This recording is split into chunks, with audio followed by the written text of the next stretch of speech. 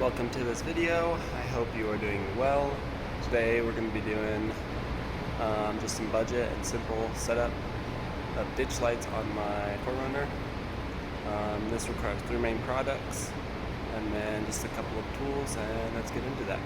For all of these products I will be using Nightlight branded stuff. They are decently rated and very budget friendly. I hope I'm saying that right. But we got universal mounts that go on your hood, a relay harness that has 2 of these connectors and a switch, and then the light bars themselves. All this stuff is highly rated for the price. Here you can see the universal hood mount is already on there. And then for tools, you need some way to connect wires. This is a butt connector, but I will be soldering and then using just some heat shrink. I like doing that process more. Butt connectors are not my favorite, but I do like the clear ones more that you can heat up and they shrink around the tubes. And then just 2 wrenches are needed, 10 mil and 13 mil. And then I just have an impact with the 10 and 13, but that's not needed. And then I have just a 4 mil bit on here, which is not needed as well because this guy comes with some Allens that are required. I would also recommend finding a way to cut these bolts. The ones that come with these light bars are very long, and I actually want to cut this one even though I already have cut it, because it just contacts these so easily, and before it was almost unusable. Like these would be pointing straight up in the air while this was down here. So I'm gonna cut those even more. Okay, pretty simple here. These are longer. This is connecting the wires. Just cutting those kind of in half so I can use one for each set. I did kind of just cut down this a little bit because I had a feeling these heat shrinks would be a little close. If they were just right there, they might melt. So let's get them down and in there. That's not too bad. And then I already pulled off the caps on these ones, but these are pretty simple. You just pull on them and they come off. So I'm just going to join these up and spin. These wires have many strands and they are very sharp, so be careful of that. But moving on to soldering, the main objective here is to apply the soldering iron to the wires and then throw the solder on top of the wires, melting them through the wires, not necessarily onto the iron. And then, as you can see here, I get done with those, and then I elected to use a lighter to shrink the heat shrink. There are many different methods for this. And then at the end I use electrical tape to clean everything up. Now that those are looking near factory, the wires that is, we are going to move on to mounting these onto the universal mounts. So it comes with this bolt. Like I said, it was too long.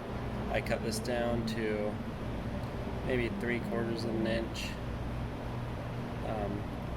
So this guy comes in the head and the light side. We're going to put that down and through. And then this is from the universal mount kit. I'm going to point the flaring part of it towards the back, and then we're going to do washer, lock washer, bigger lock washer, and then the nut.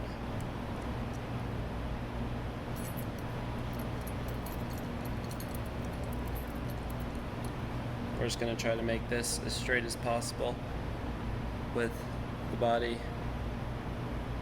This is where the impact comes in handy.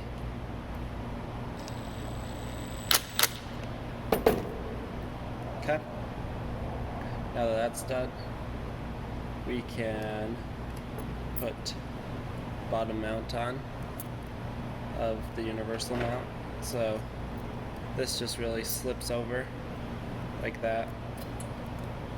Comes with 2 bolts, bolt, and then the lock washers on there. Goes through. And then we have a locking nut. Put that on both sides. Those come with a little bit extra hardware. Okay, now we have the body like this. And we are going to stick the back flange with the back of this. And then just with the bolts that provided, there's 4 of them, we put lock washer onto the bolt washer and then stick it in there. And then the body of the light has threaded inserts that you just spin it onto. So we're just gonna speed through that.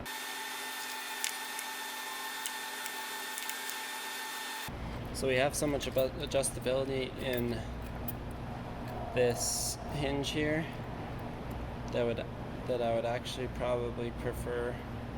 This is also going to do that adjustability. I'm just going to put it somewhere in the middle there so it doesn't look too weird. Super far back or super far forward. So here it's kind of iffy. We're just going to put it somewhere in the middle. And these are just hand tight. That looks about the best. And then with your 10 mil, this is going to spin these and tighten them to the body. I'm going to speed this up by getting them impact.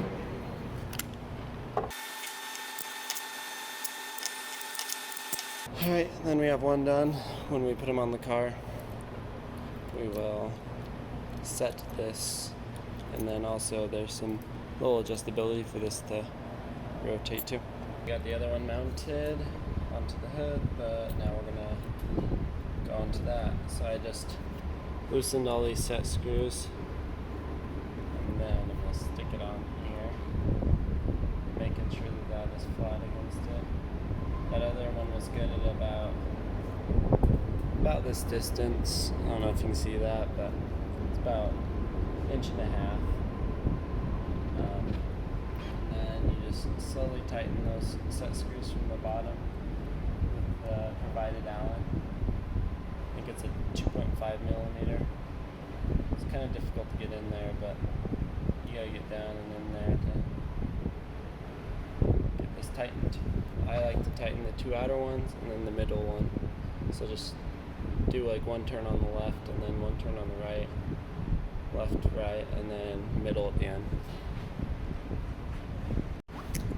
All you want to do is make sure that this part is all the way to the front of the hood, so it's capturing that. Make sure that plate on the bottom is seated up against it and not like jammed behind or anything. And then I just want to make mine look pretty even and make sure that the wires and mounts don't contact anything down here. I was worried about this wiper, but it actually clears, and this is a pretty good distance. And this one is actually right at 2 inches to the corner of the hood here. So I only have time today to get them mounted. I tightened them all up. They look extremely good on here. They're pretty stout on there too. But I think it just gives the car an overall really cool and tactical kind of look. We will continue tomorrow on the wiring. Okay, it's the next day, so we're going to get started on the wiring, but I do want to play with the placement real fast of where the lights are. I'll show you that real fast. Alright, so I actually think I like this look the most. This is with them all the way forward. It just kind of gives it a more like looking over kind of look. These are pretty simple to adjust. You really just have to loosen these 2 bolts and then loosen, there's 3 of them on the bottom plate, and this kind of just rotates, and then that guy will also do your tilt. These are obviously up to you on where you want to point them, and I still want to experiment when I get them working, so let's get on to the wiring. So this harness comes with this little diagram. Obviously you just pretty much have to follow this, but we'll look at it real fast. So these two leads go onto the battery. I have some smaller things here because these are actually pretty big. I don't think they'll go on the battery very well, but those will. And then we'll have to crimp those, just have some zip ties to clean them all up. But the positive goes into a fuse, then all the wires go into this relay. We'll have to probably mount that relay just maybe on an existing bolt hole. So these will go to the battery, up to the fuse, and then there is two more leads coming off of there. One goes to this switch.